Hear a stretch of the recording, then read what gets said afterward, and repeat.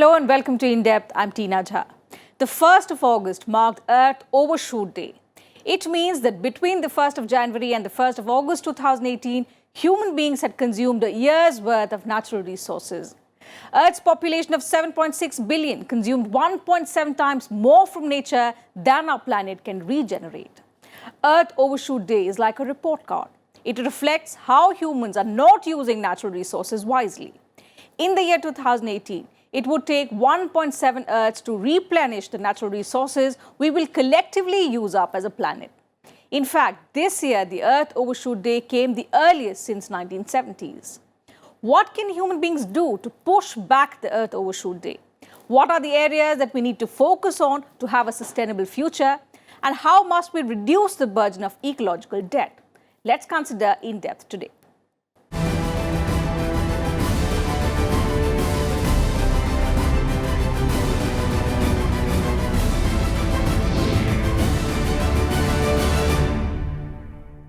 Earth's ecosystem is remarkable. If managed properly, it could sustain human civilization indefinitely. But up to a certain point, nature is capable of replenishing its yearly budget of resources so that even as we consume those resources, we would not reduce Earth's surplus of resources. Unfortunately, we are not managing Earth's ecosystem properly. In fact, we are in a pattern of ecological overspending. And as of 1st August, we have now exhausted Earth's total annual resource budget for the year 2018. The day was observed as Earth Overshoot Day. Let's understand what it means.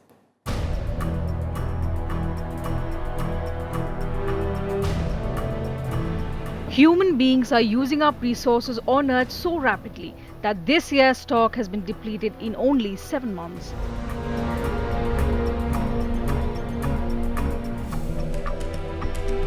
In fact, experts warn that the rate at which we are consuming the Earth's natural resources is accelerating. Consumption is fast outstripping the Earth's capacity to regenerate these resources, which is what the Earth Overshoot Day is all about. This year, Earth Overshoot Day, the date when human beings have caused a year's worth of ecological damage, came 2 days earlier than last year. It was on the 1st of August 2018, says Global Footprint Network, an international research organization that tracks this phenomenon, which means human beings have officially used more natural resources in the year 2018 than the Earth can renew this year. Well, the meaning of Earth's Overshoot Day is that on this day, we have finished all the renewable resources of the Earth, and we are now excavating Earth's capital to meet our requirement. It's a very simple principle. Today, we have finished all the renewable resources of the Earth, what Earth produces in a year, and we are now living on the capital. Earth Overshoot Day is calculated by dividing the world biocapacity, meaning the amount of natural resources generated by Earth that year, by the world ecological footprint, meaning humanity's consumption of Earth's natural resources for that year, and multiplying by 365, the number of days in one Gregorian common calendar year. It is calculated every year in order to check whether the Earth's biocapacity is sufficient to meet humanity's demand of those resources. And if human beings have used the resources in less than a year, then the remaining months are called overshoot. The principle comes from the concept of ecological footprint. And the ecological footprint principle is that for everyone on Earth today, we have a biocapacity of about 1.7 hectare, whereas we are consuming more than 2.8 hectare.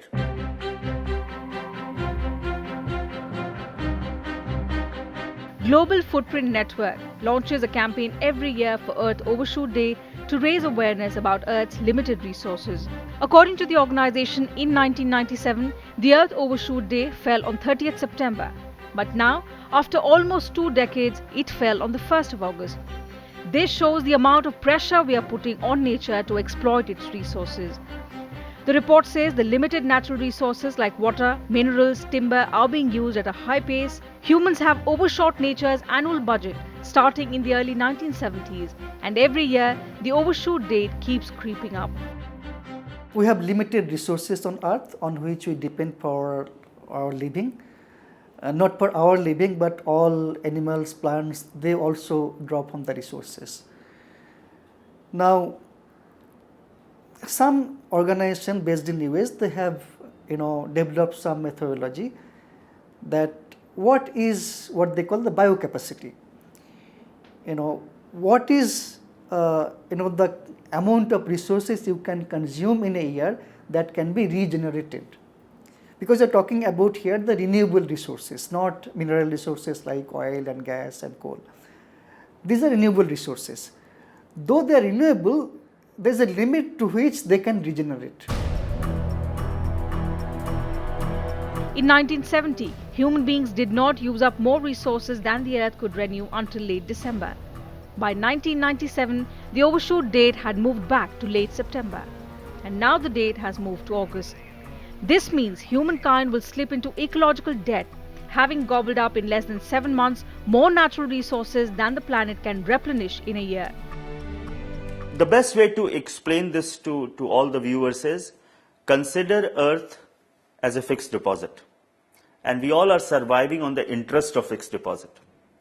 On 1st of August this year, we have finished the interest. Now we are digging into the capital. And therefore, today we need 1.6 Earth to meet our requirement.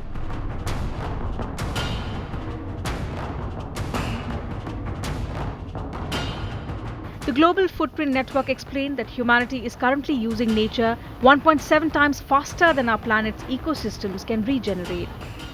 At its current pace of consumption, humankind will need, by the year 2030, a second globe to satisfy its voracious appetites and absorb all its waste. The report said that much of the overconsumption has been driven by excessive fishing and harvesting of forests and rising carbon dioxide emissions. And if the situation continues, India alone will need as many resources as 2 countries combined to answer its demands by 2030. Bureau Report, Rajya Sabha TV. The formal announcement of Earth Overshoot Day was made only recently, but it is being calculated for a long time.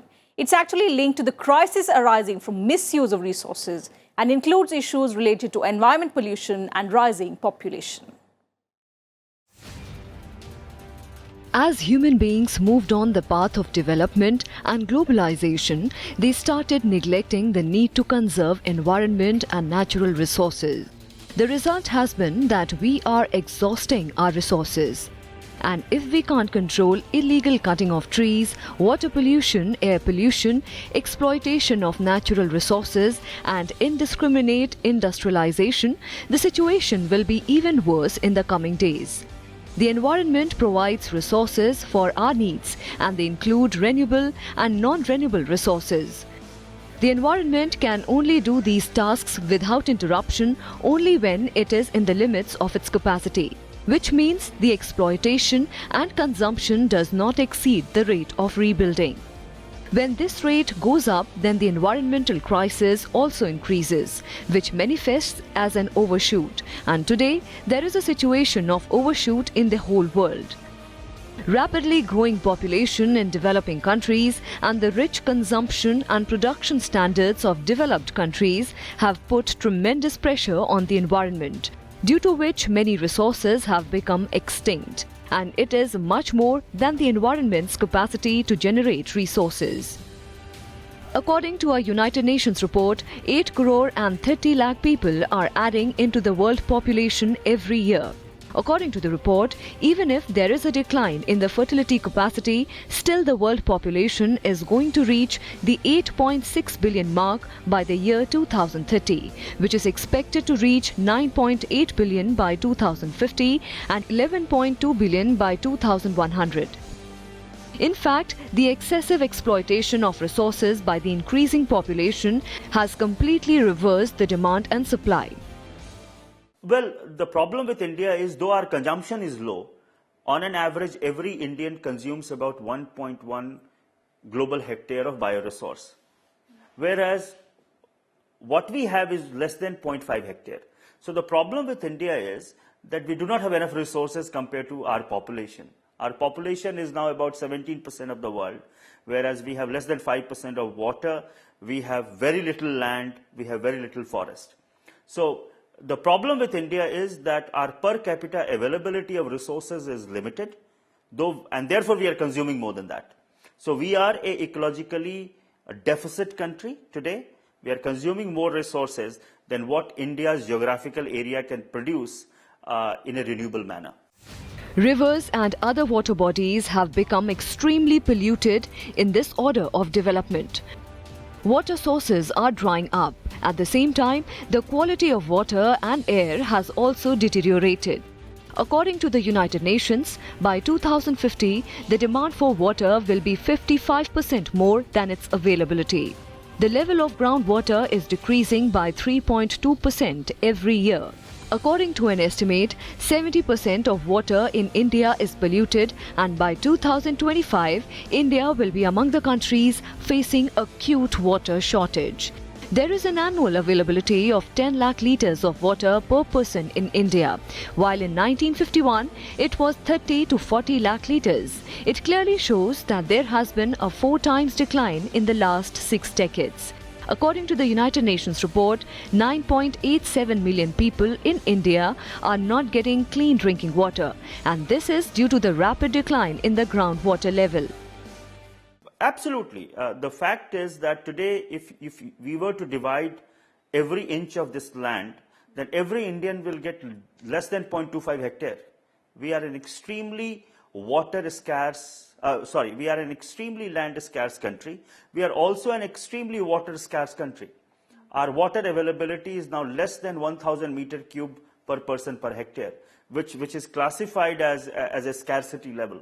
So, from all parameters, the problem with India today is that what India can generate in a renewable manner, what our land, forest and water can, our ecosystem can generate in a renewable manner, our population is just too high to sustain that. Apart from this, excessive use of pesticides and fertilizers has also reduced the soil fertility. In India alone, the use of pesticides and fertilizers is affecting 5,335 million tons of soil every year. According to the per hectare estimate, 16.4 tons of soil is getting destroyed every year. Apart from this, sand and gravel is a natural resource which is used by humans very much. Sand mining has overshadowed oil and natural gas. With 2.4% of global land, we are, 17% to 18% of global population, we are surviving on this land. And accordingly, all the resources like forest, like water, land for different purposes, your homes, we are, forced to manage within that limit. Now, given that, it is not too bad. The forests have deep association with human beings. In addition to maintaining the environmental balance, the forest has also been a source of human resources. But the indiscriminate exploitation of forest has left our ecology and animals in deep crisis. Every year, 1 crore 30 lakh acres of forest area is being cut or burnt in India. The emission of 15% greenhouse gases is growing due to tree cutting. According to the report of the National Academy of Science, humans are the reason for disappearance of 83% of mammals. If you look at the key resources, that will include land, water, forest, living beings and air. The 5 key resources on which we survive. Everything comes from land, whether on the top of the land or the bottom of the land. Our mineral resources are being, consumed unsustainably. We are unsustainably misusing our water resource. In fact, water, for a country like India, water is a big problem. We are exploiting our soil more than their capacity to replenish themselves. Soil fertility is going down across the world. We are cutting our forests at a rapid rate. Excessive exploitation of these natural resources has caused a crisis for human existence. Human consumption and misuse of natural resources is increasing every year.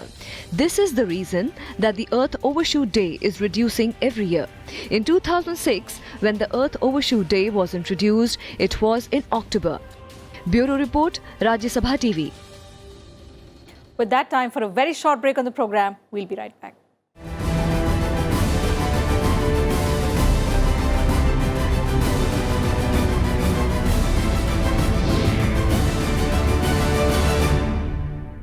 Welcome back. You're watching In Depth.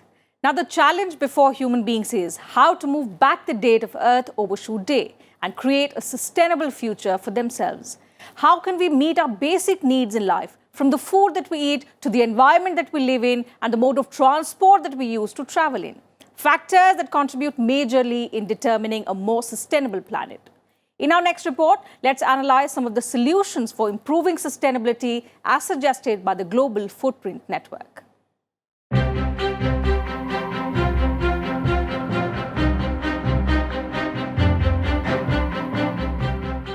Every year, international think tank Global Footprint Network calculates how quickly the world's population is using the Earth's natural resources. It calculates the number of days of the year that Earth's biocapacity suffices to provide for humanity's ecological footprint. The remainder of the year corresponds to global overshoot. For its calculations, the organization takes into consideration a number of factors like the Earth's capacity to recycle carbon and how much food and other natural resources can grow in a year.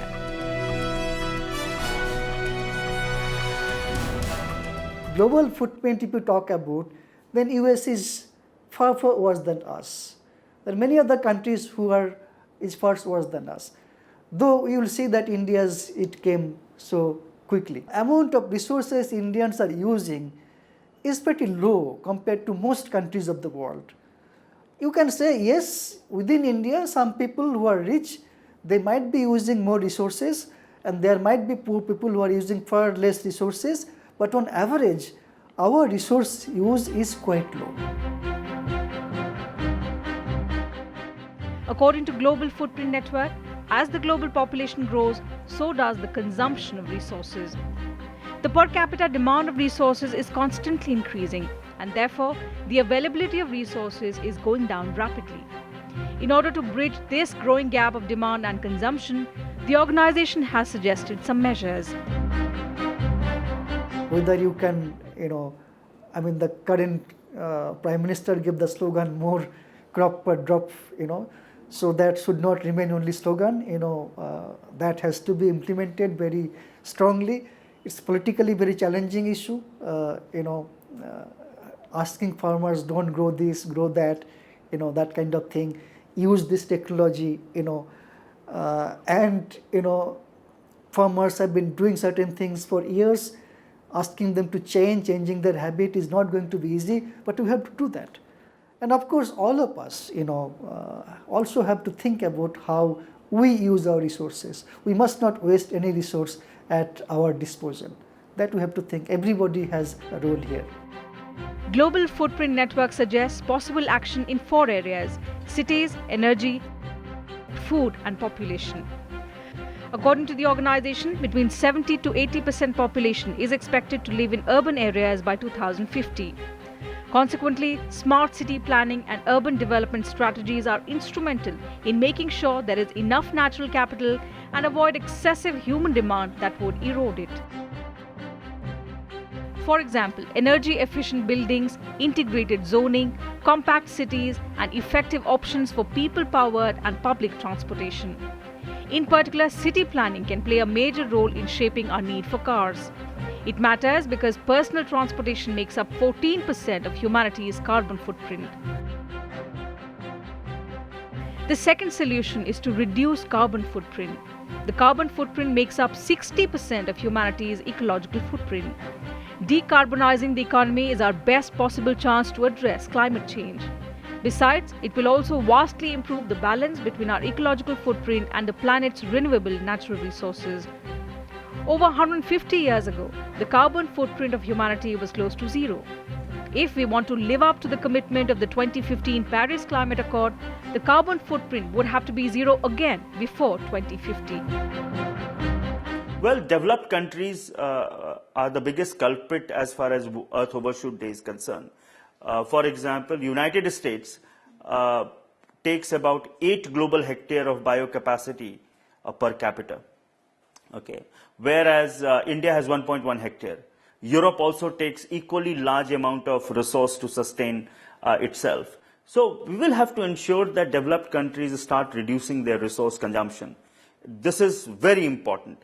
Developing countries should ensure that we do not increase our consumption. We try and manage what we have, but it is of utmost importance that developed countries start reducing their consumption if we want to see a sustainable planet. Another important aspect for people is food. According to the Global Footprint Network, food demand makes up 26% of global ecological footprint. The world needs to focus more on resource efficiency in food production. This means we have to increase dependence on food items that put less pressure on the environment and on the earth. For example, animal calories are significantly more resource intensive than plant calories to produce. Also, China has pledged to reduce meat consumption by 50% by 2030 so that there's increase in crops and food grain production. The institution estimates that if we reduce global meat consumption by 50% and replace these calories through a vegetarian diet, we would move Overshoot Day by 5 days. Apart from this, we also have to reduce the wastage of food. Every year, 1.3 billion tons of food is produced in the world for human consumption that gets wasted. One target is to halve per capita global food waste at the retail and consumer levels and reduce food losses along production and supply chains that would include post-harvest losses by 2030. If we cut food waste in half worldwide, we would move Overshoot Day by 11 days. Yet another concern is the rapid increase in human population. According to the United Nations, if every second family has on an average one child less, there will be 1 billion less humans in the world. The projected figure of 9.7 billion by 2050.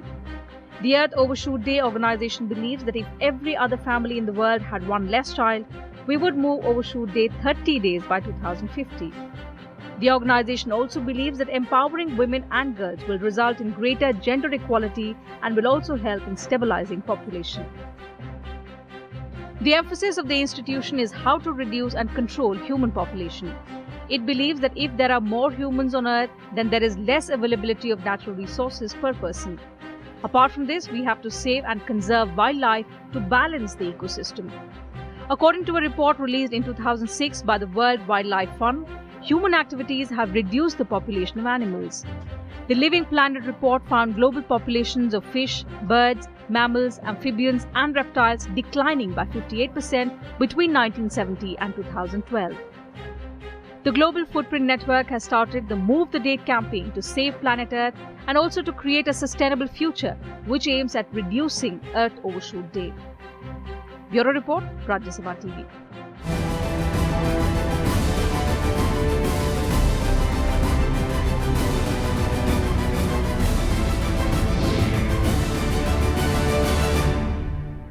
And that's it from us in today's edition of In Depth. We'll be back same time tomorrow with a focus on another subject. You can also watch our episodes online on YouTube and Twitter and get back to us with your feedback and suggestions. Thanks for your time.